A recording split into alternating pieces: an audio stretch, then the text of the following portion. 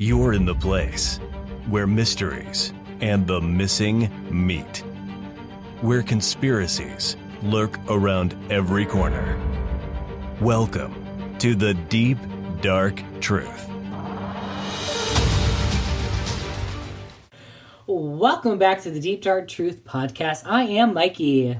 I'm Chip. I'm Mo, probably. Supposedly. Allegedly. What the hell is going on? Good enough, that's an intro, right? Okay. And this is part 2 of Secret Gay History. I don't know about you guys, but I am excited. Enjoy these additional queers. Okay, that's fine. We definitely recorded this at the same time. Let's move on to Sally Kristen Ride. Wheel of Fortune, Sally Ride, Heavy Metal Suicide. Who's that? That's the first female astronaut. Yeah? Yeah. Yes. Okay. Yes. So she was an astronaut and physicist. She was the first American woman in space, and she remains the youngest American person in space, actually. She was 32 years old when she went up into space. While Ride was rather closed off when it came to her personal life, she married a fellow astronaut in 1982. She divorced him in 1987. His name doesn't matter, because I don't care. Some men don't matter. Yes, you heard that from this podcast. Some white men don't matter. Sacre bleu. 1-star rating in the Apple Store. 1 star, 1 star, 1 star. I hate this fucking podcast. Sorry. However, the weird thing is, when she passed in 2012, her obituary revealed that she had a lover of 27 years, and her name was Tam O'Shaughnessy. I thought that she was out before she died. No Every clue. gay in the free world knows that she's a gay. Apparently not, but okay, so this is why, though. So her and her lover wrote 6 children's science books together, right? And her lover was the CEO of the board of Sally Ride Science. She was the CEO of her profit organization, her company that she created. And upon her death, the company would reveal after her obituary that the relationship was 100% true. And then her blood sister would confirm. I am mind blown that she wasn't out before that, because in my head, I'm having a Mandela effect moment. In my head, Sally Ride was always out. It's so weird. I knew who she was, but I had no idea. I definitely knew. I'm having a moment. So this is a case closed. Doesn't matter either of you say. She's known as the first LGBT astronaut. Queer AF. Queer, obviously she's queer. You could currently buy stamps from the USPS with her. You don't want to argue, Chip? No, I wanna plug the USPS to buy her stamps. Support the postal system. I love it. I sent out our Patreon stuff with T-Rex stickers because it was like the closest on theme that I could get. I'm like, here, have your car decals. T-Rex stamps. Anyways, T-Rex now's stamps. a good time to bring up Jurassic Park for exactly no reason. All dinosaurs are queer. They're all trans. Speaking of Jurassic Park, we have Hadrian, Speaking of Jurassic Park. the Roman emperor from 117 to 138, who people could see as a T-Rex, right? I mean, I personally think that at that time dinosaurs existed because I believe the Earth is only 2,000 years old. So, Hadrian, the Roman emperor, famously for Hadrian's Wall. Anyways, he rode dinosaurs around into battle. Yeah, You heard it here first, folks. I cannot begin to access the damage that Miranda thinks that this guy rode dinosaurs. But also is the gayest thing since gay happened. She knows it. She believes in it in her whole heart. So Let's go through it. Roman Emperor, right? 117 to 138. Not very long after 0, if you know what I mean. Is that a thing? Yeah, that is a thing. Friends of Dorothy. The closer you are to 0, the closer you are to being gay. No, that's not it. Let's just start with this. He married his father's cousin's grandniece. Who didn't? Her name is Vibia Simbina. Of course it is. He married his father's cousin's grandniece, okay? They never bore children. Gay? No, I'm just kidding. His male consort was Antinous, right? Like, from the beginning of time, they had the same mentor. You know what I mean by mentor back in the Roman Greek period when I say mentor? Yeah, and you just stamp that as not necessarily queer. Correct. I don't stamp it as that. I think it's Wait until the next thing. Right. So, his male consort is Antinous, right? He wrote poems about him, and specifically one poem about them hunting together is famously known. It is very queer-oriented. It is very, like, endearing, loving, like, hey, this is my lover kind of thing. We're hunting deer together. Just bros being hoes. But not necessarily that. You know what I mean? Like, with saying it's that, without saying it's that. Listen, I read this fan fiction. This is what had happened once. They were hunting in the woods, and Merlin was trying to hide his magic. I mean, Antinous. He was trying to hide his magic. Oh, God, and we're back to that. And then there was a snowstorm. Oh, here we go. And then they had to huddle together for warmth. Is this Brokeback Mountain, or is this... and then this is the plot of the BBC Merlin. But anyways. Oh, okay, just kidding. And then Antinous... He was a servant, obviously, or something, and so he didn't have warm clothes. So they obviously they had to share the deer hide or whatever the hell they were using for blankets at this period of time. Dinosaur leather, and so they bundled up in the dinosaur leather together. But then they killed off happened. Quentin Coldwater, and you never forgive them. Why? Why did you have to bring it up? So, my co-hosts are getting a little out of control here. And the actual story is that they were just lifelong friends from the beginning of time. And he wrote poems about him. So what? They hunted together. So what? They were just best friends, and he was just his general of his army. Sometimes Luke Skywalker and Han Solo have to live inside a tauntaun or whatever for the night. The problem lies... Stay tuned for me and Chip's Patreon fan fiction that we're gonna write. True story.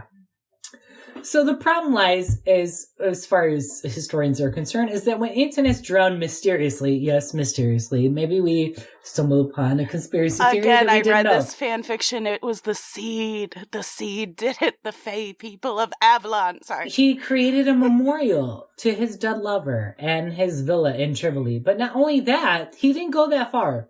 He named an entire Egyptian city in his honor. But did he make him a god? Yeah.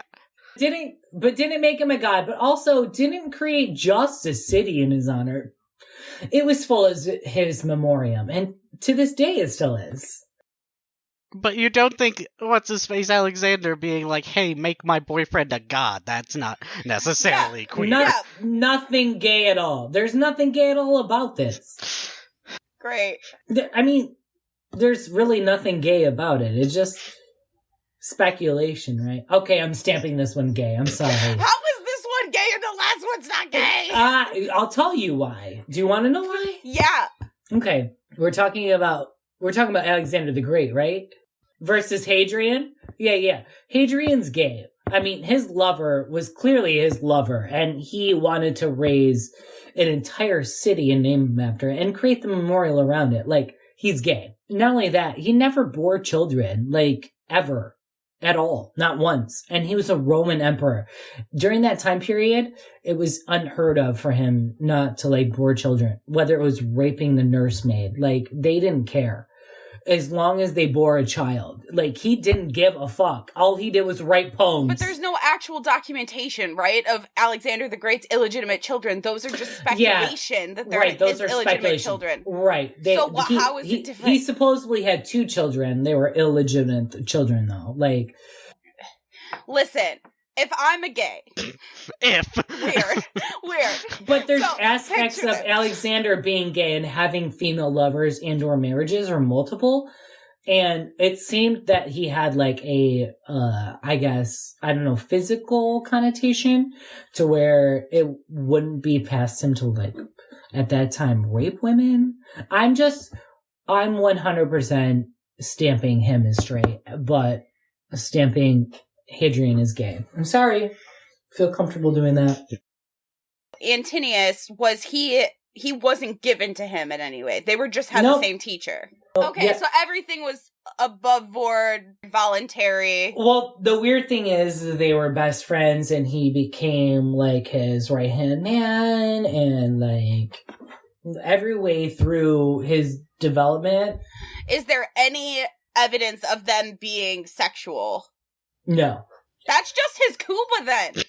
That's what I'm thinking. That's exactly what I'm screaming. They're kindred spirits and platonic life mate. Thank you. Betrayal. Wait, Chip, you're stamping him as gay? Gave a city did his name. I would give you a city. You just said you wouldn't declare me a god. No, I'm contractually obligated to name you a god, but we have a very unique relationship. What about the poem? We're growing out together. But he never bore children. We were just talking about the fanfic. I don't care about children because you can grin and bear it for long enough to have kids if you're like a king. Especially when it's the He's norm. A Roman emperor. He's a Roman emperor. Saying. Especially when it's the norm to have children. You can at least grin and bear it. But he might not have been able to have kids. That's another thing.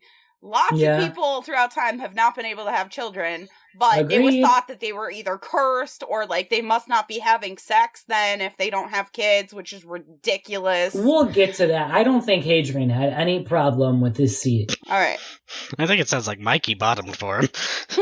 So now I'm starting to think that maybe he might be gay. You talked yourself back into gay. I mean, he dedicated a city to him, and Alexander tried to get his boyfriend declared a god. I feel like I would do that to my best friend. Declaring him as a god, that's a whole nother issue, isn't it? No? Okay, let's just move on. Yeah, let's just move on. Let's ruminate. Everybody ruminate on that. You too, listeners. We are now to Richard of England. So we're going to another leader. We're talking like 1190-ish. I mean, he was born in 1189 until his death. He served as the king. He was also known as Richard the Lionheart. He was a great military leader and a formidable warrior, a writer and a poet. But the weird thing is that he taxed the clergy. Tax them all. So that is the big thing that I'm going to circle back to. Wait, that's our argument that he's queer? No. I fully support it, but... The topic of his homosexuality would not be brought into light until like after the Edwardian and Victorian historians. And this was thought to be by modern historians as a conspiracy to keeping the silence, in quotations. At this point, it was very, very well frowned upon to be homosexuality, especially during the church time. And I think that historians were kind of persuaded to keep the silence, I guess. Yeah, and even if they had some amount of proof, the amount of proof that you need to have to be able to speak up about something like this in this time period, like, you'd be ruined. The burden of proof is... Yeah. So, as we go on and we dive down, some believe that his childless marriage to numerous sexual encounters with women prove his homosexuality. He is very well documented to taking women by force. He was not a very gentle man, I guess, is from what I have been doing research and what I understand. He very much raped women as far as history stands. I'm sure it was men too, though. It's also further back that his public confessions referred to sodomy, because this was a man who was not shy about being a leader or speaking his ways. And with taxing the church, he spoke out against the church and against their religious views quite frequently. It's kind of a controversy to this day because he publicly confessed that he was a sinner against the church in multiple ways. And a lot of historians think that he was talking about sodomy, while others are like, well, that's not the case.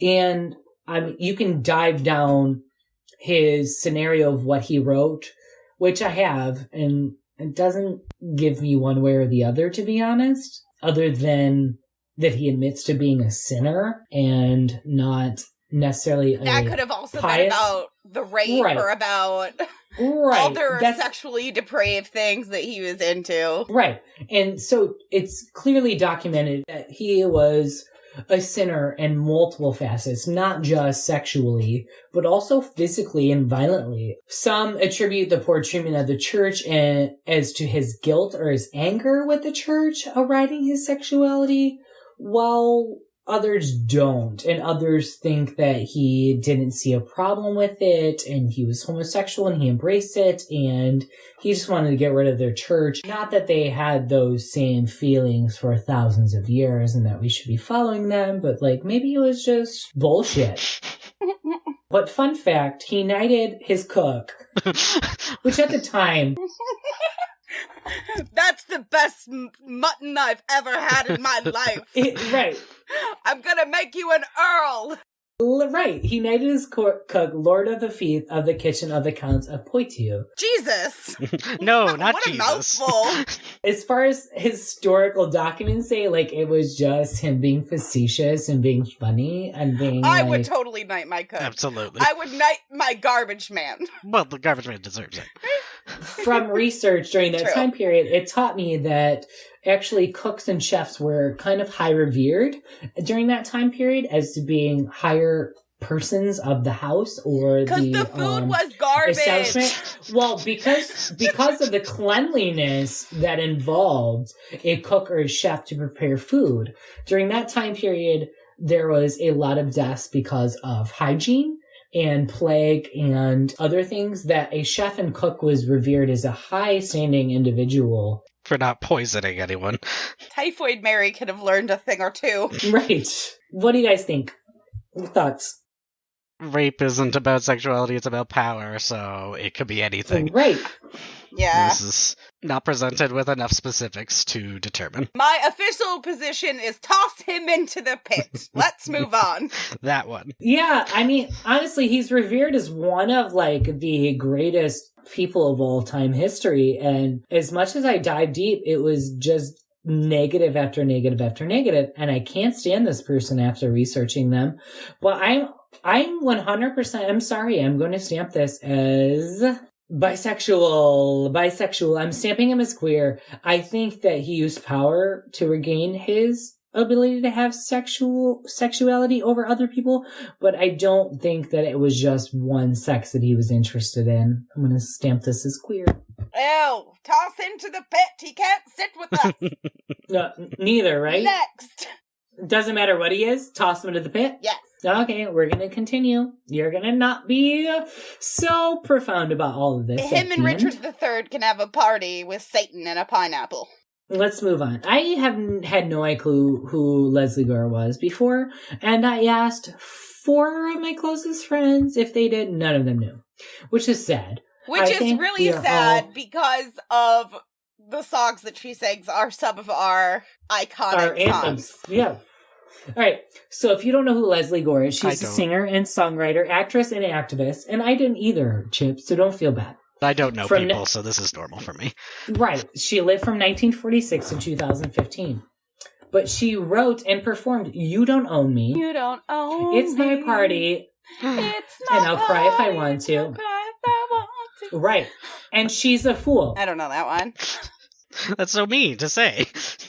So many hit singles during her period of time. And just based off of those, I would think that she was a lesbian. There's no doubt.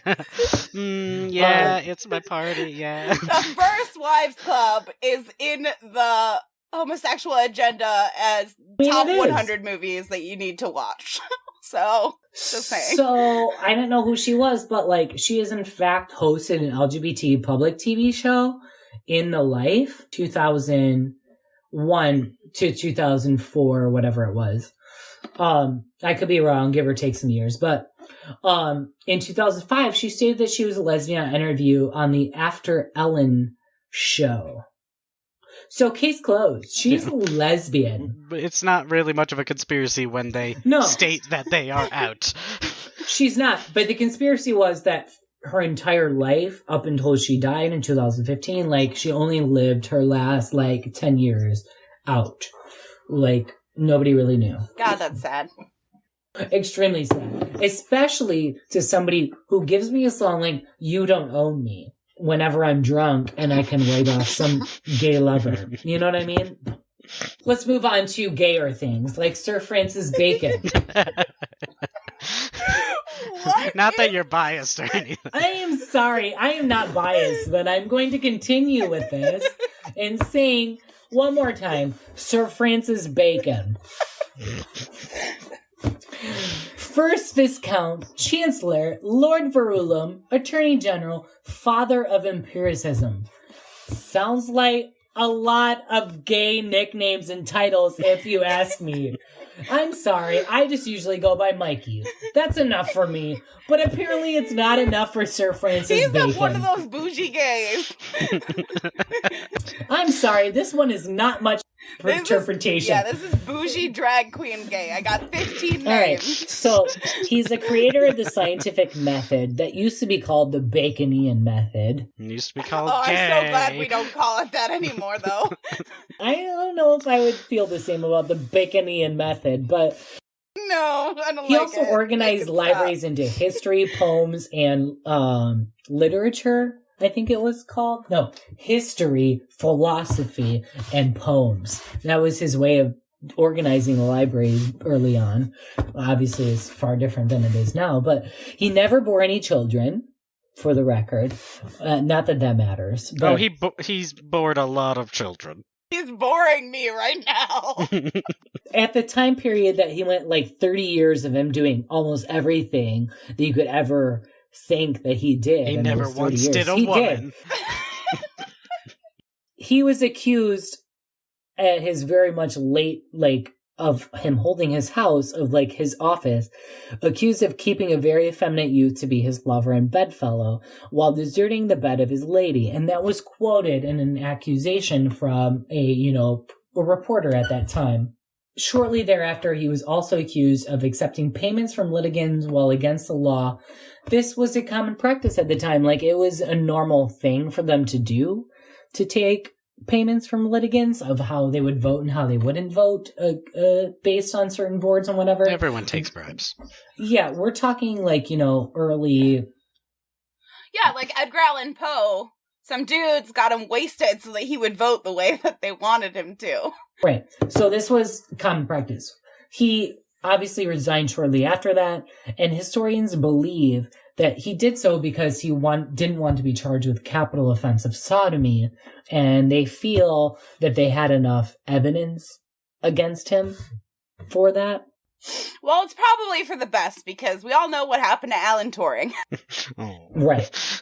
So I guess they believe because they had overwhelming evidence, they just wanted to get him out of it was a political ploy against his people that were against him, basically, to get him out of his chair or his seat to use this against him. And because of it, he clearly backed out, and they don't know if it was just because of that minor offense that probably wouldn't have been brought against him, or he thought that they had more substantial evidence against him. So what is your thoughts, guys? I mean, there's not a whole lot of evidence other than you screaming gay during half your speech, but that isn't evidence, except I mean, the guy did live a gay lifestyle. I don't even think you need to look past the evidence. It was his lifestyle. I think if historians thought that he didn't want to be charged with sodomy over his bedfellow guy, I think that there has to be more evidence somewhere in some kind of text that would have led them to believe that. Historians don't just point a rainbow finger at people. I feel like it's England after the 1100s. If there is some type of evidence against you, there's evidence against you. And I feel like that was the case. I'm stamping this one as gay.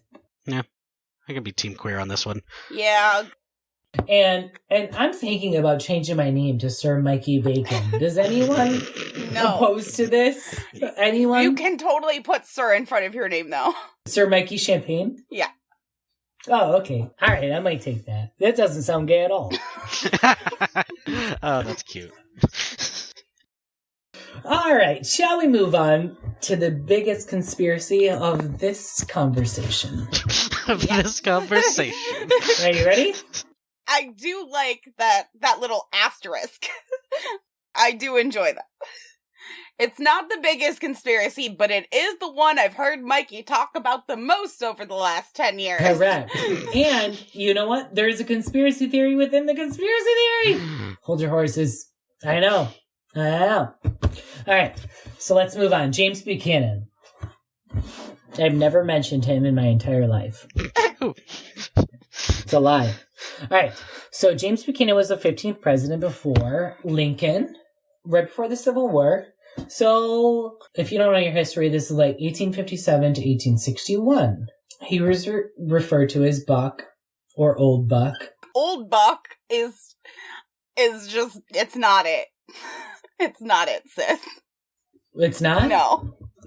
What do you mean? I mean, just, Old Buck. I don't know. It reminds me of some shit my pup would say. Oh, but they're like, this is a legit thing. That's how he was referred to. It sounds like a straight lumberjack man is Old Buck. But that's not the case. Okay, well, let's go.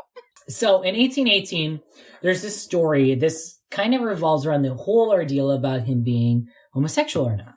So in 1818, Buchanan, at 28 years old, meets Anne Caroline Coleman, who was 23 at the time, and a daughter of a very wealthy and protective iron manufacturer, right? So they meet at this Lancaster White Swan Inn ball, or whatever, that they host, and they began courting and quickly got engaged in just a year. This sounds straight to me. In less than a year, at 23 years old, Anne Coleman gets engaged to James Buchanan. In doing this research, I find they spend very little, if any, time together. That was the Great Panic of 1819, which is considered at that time to be the first Great Depression of the United States. Like, we were in for some deep shit financially. But also on top of that, it was the huge slavery debate between the North and the South. So he had a lot going on, honestly. He's a busy man. Supposedly, a lot of these rumors started swirling just that year that he was not off or spending any time with her, of infidelity, but also his sexuality and some other things. And because of it, she broke off their engagement. And sadly, she died shortly after. No. And when I say she died shortly after, I mean she was murdered. Died suddenly. She suddenly died, mysteriously died, shortly thereafter, died suddenly. Those are all of the descriptions that meet the case. Like, there is no real research it for about 3 days, and the only thing that you're going to come across is that she may have died from suicide, and it may have been an overdose for laudanum, a concentrated tincture of opium, but no valid evidence exists either way. So herein lies a conspiracy theory within the conspiracy theory. How do you think she died? They attribute it to suicide, but I don't know.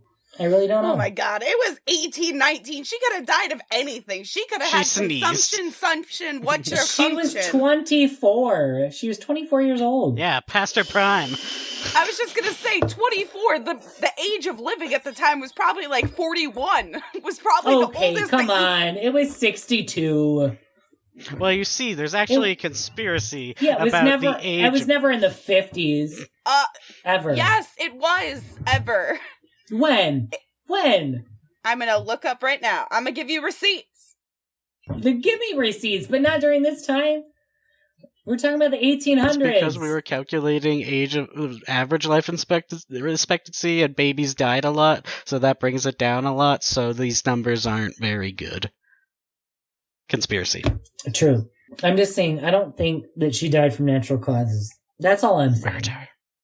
Murder most foul. Medium life expectancy before modern times, meaning early 19th century, was around 30 years old in all regions of the world. Ew, gross. I'm 33, I'm dead. Yeah, we're all dead. It's a pandemic.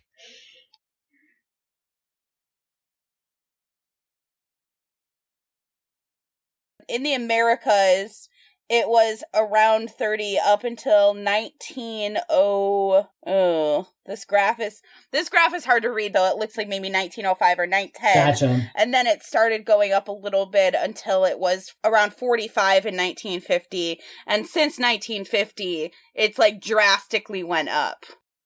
So it's not unheard of for somebody at 24 to die during this time period. Yeah, no. But what do you think? I always think it's murder. I mean, murder's just the funnest option. So I obviously pick aliens. Wait, what? For real? Wait, maybe it was the dinosaurs. Oh, okay. Those damn dinosaurs stomping around. Let's be real. I think it was suicide. Can we move on? Never. I think it was suicide, honestly. So, supposedly, James Buchanan was so heartbroken that he writes... Sorry, I thought you were going to say, supposedly James Buchanan was so gay that... How gay was he? No. We'll get there. But he was so heartbroken that he writes her father asking for permission to attend the funeral. And he quotes, "I feel happiness has left me forever," end quote. Her father denies him permission. Yeah, fuck off, mate. He really thinks that he was the cause of her suicidal death, and so he denies him permission. Way to slip your theory in as canon with the suicide. Yeah, like she was murdered. So I don't know why you said that. But and that's why he was denied to come. No, I'm not saying any of those things. I'm just reporting. Anywho, after that, he never courted another female ever again. Many historians, writers, and sociologists have speculated that he is in fact gay. But one biographer claims that he is asexual or celibate. We will go on to learn that his first lady is not any lady because he's the only president who's ever been bachelor ever in history. His first lady was Liberty. Yeah, his first lady was an adopted orphan niece of his named Harriet Lane. So he adopted an orphan niece of his. How do you find that out, first of all? First of all, how did he get elected? Because at this point in time, like in the year 2020, I find it hard to see a single person getting elected. And it mostly has to do with, like, the expectations of... Do you want to know why he was? Please inform me. Okay. During his election and campaign, he was favored for being Northern and having Northern views, but also accepting slavery. Ah. Yike. You can be as single as you want. All right, let's just move right past that. Yeah, so, for the record, before we move on, I want you guys to know this. He is recorded by many historians as being the worst president of all time. I did know that. He is ranked as the worst president of all time. And some rank him that way because his inability to deal with slavery, and some say that he didn't unify the states. He was just, well, the thing is, the states were never going to be unified, and he was just playing both sides of the fence. He's like, oh no, I believe in your cause, Union, but also to the Confederacy, he's like, it's fine. Like, it's fine, you're fine, don't worry. Like, it's just such bullshit politics. And at the end of the day, no matter how much we might like a certain politician, we all hate politics. We all hate politicians in general. And some of them favor it as to he didn't pick a side and he just tried to kiss ass on both sides and whatever. Some would credit him for being a unitarian, like a unifier.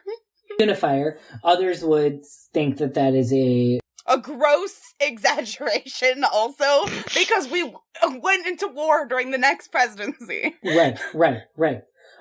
So that is what it is. Again, it has been brought up time and time again because he's never had kids. He's never had a wife ever in his entire life. He's never married. And he was engaged, but he never married. And he adopted this orphan niece to be the first lady of the house. And she is written as the first lady of the house, even though he named her as, like, I don't even know what it was when I was doing my research, but, like, she was the, I don't know, some type social whatever, something of the White House. I don't know what it was, but basically First Lady. So we don't know a whole lot of that until we delve into meeting his lover, ? His lover is named William Rufus Devane King. Rufus. Gay. That's a name. Sounds gay to me. I don't know. Gay confirmed. Sounds like a gay top to me. Bougie drag queen name. Devane King. Devane King, I met that drag queen last weekend. I met Devane King last weekend as well. And it was a very tall African-American drag queen. That's who it was. That's exactly who it was. I met the same drag queen. I thought so. Why wasn't I invited? Why were you guys? It's a social distancing pandemic. What are you doing meeting drag queen? Your name is Dick Rufus Devane King. I mean, literally. It says you're gay. And also, you are the vice president of Franklin Pierce. Gay. I'm sorry, gay. It's got gay written all over it. I don't know who you are, but they would meet and they would develop what is often described as a close and intimate relationship. I love that. They would live together for 10 years. Oh, yeah. From 1934 to 1944, just the two of them. And I did also research after I read this, but also I did multiple research after the fact, but it's true. Now, this practice at the time of two bachelors, well-to-do or not-to-do, to live together in common. Got it. It wasn't common, but it wasn't uncommon. Does that make sense? Got it. It, wasn't completely unheard of, but, right. Not that many people did it, but enough that someone knew someone that lived with their one's, friend. Raising an eyebrow at it, even though it's not super common. Yeah. But when questioned, King called his relationship with Buchanan as a communion. That makes me feel icky, though. It doesn't even, it's real gay, but it makes you feel gross. I don't like it. Right. Furthermore, it is highly documented that they would attend social events together, like arrive together and leave together. Well, they live together. Of course they're going to get a ride together. Exactly. So it kind of goes along with the same thing mentioned before. That was kind of common for two bachelors and they didn't have a spouse to get them out of shit, so they're like, oh, sorry, James over here. He has a stomach ache. Right. We drove together. Sorry, gotta go. We only have one car. And it's a Model T. When really they both wanted to have sex with the queen's daughters. We get it. They have a bro thing going on, right? Supposedly. The relationship, though, would go so far as to catch attention of Andrew Jackson, right? A former president. Do you know who he referred to them as? Gay. He referred to King as Miss Nancy, and referred to James Buchanan as his wife, or his better half, and dubbed him Aunt Nancy. Oh. So, with terms like Miss Nancy and Aunt Nancy... I'm sorry, Miss Nancy and Aunt Fancy. I'm sorry. It seems that they might be gay together. However... Wait. My mind might be blown. I could be making something up, but now I need to know if, referring to gay men as Nancy's came from this. Correct. That is true. Shut up. It is 100% accurate. I did the research. I thought the exact same thing. What? It is 100% accurate and true. Stamp it. The word Nancy came from Jackson referring to King as Miss Nancy, and it became a term to describe a male who is attributing any feminine attribute or whatever as being Nancy. Well, yes. Now fuck Andrew Jackson 10 times over again. Yes. So stamp that. You are correct. To be fair, Andrew Jackson is not responsible for the subsequent connotations that happen thereafter. Yeah, but he's responsible for defying the Supreme Court when it ordered him to not displace Native Americans. Okay, that's a wholly different thing. But thank you, Chip. Hats to you, Mo, because I reached the same thinking in my head, and I did the research, and I happen upon this stuff all the time where I just am like, wait, something clicks in my head, and I'm like, I need to see if this is right. Something else was a couple weeks ago. I wish I could remember what it was, but it was the same kind of thing, and I was like, wait. So before all of its speculation, none of its real hard evidence, the real hard evidence that we have with James Buchanan is his own writing. That's a bit of a nail in the coffin, as it were. In 1844, upon King's death, his supposed lover, he wrote, "I am now solitary and alone, having no companion in the house with me. I have gone a-wooing to several gentlemen, but have not succeeded with any of them. I feel that it is not good for man to be alone, and should not be astonished to find myself married to some old maid who can nurse me when I am sick, provide good dinners for me when I am well, and not expect from me any very ardent or romantic affection." End quote. He's like, all right, this is what I'm going to do. I'm going to find me a spinster. She's going to make me dinner, and she's going to have the honor of being married to a former president of the United States. What I find... Okay, I'm going to just stamp this as gay, because I'm going to always be that person. He went a-wooing! Like, he's gay. I went a-wooing to several gentlemen, if that's not the gayest shit I've ever heard in my whole life. I actually want to talk about that, because... when we talked about the ancient Greek persona of, like, you're a man, like, even my best friend, I'm going to woo his male child. During that time period, this was common practice. Like, yeah, but wooing has a different connotation in the 1800s. Correct. But listen, wooing a man meant, I'm going to woo his affections, I'm going to buy him gifts, I'm going to teach him and guide him and mentor him, and teach him how to read and do math, and buy him things, but for his affection outside of that. So, how far in history is the same connotation of wooing a man?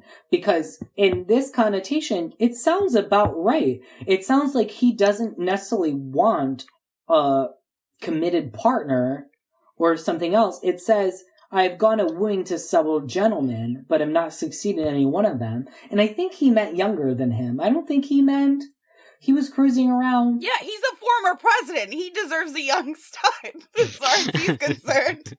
I'm just saying that I think that he was kind of looking in the same connotation. I would say anything 1700s or after, the connotation of wooing in, like, those period pieces, like Jane Austen, for instance, it very much is romantic in nature. So I don't know at what point the connotation flipped, but I would say that definitely before this, it had flipped to a romantic connotation. Here's what I have to say about that. I personally think that this is 1844. So I think ultimately before, like, women's suffrage and women got the rights to do what they needed to, I don't care if it's Western philosophy or Eastern philosophy or where you did, or if there's 100 years apart, I really do believe that men thought men better than women. And I think that it is clear in his distinction and what he's trying to describe, James Buchanan, 15th president, 1844, that men were not on the same level of women. He's like, well, I'll settle for a woman. Yeah, but he's also very specific in saying that he wants to make sure that that old maid that's going to make him dinner and nurse him when he's sick can't expect anything romantic from him. Right, but what I'm trying to say is that I don't think that he thought women deserving of his sexual prowess. I don't think that... I really ultimately believe that James Buchanan was totally not even thinking women as being human beings. I really do. Well, that's different than being gay. Right, exactly. It's like he's gay because he's such a misogynist that he can't be anything other than gay. Correct. He's queer, but now I hate him. Stamp. Oh. One of them bad queers again. Why do we keep getting the bad queers in this? I don't have to stamp him as a bad guy just because I don't think that his views of slavery and other things outside of sexuality make him a good person. I think he's a terrible human being. However, I do think in his head at this time period, I think that he only viewed as men as equals. And thus only worthy of his dick.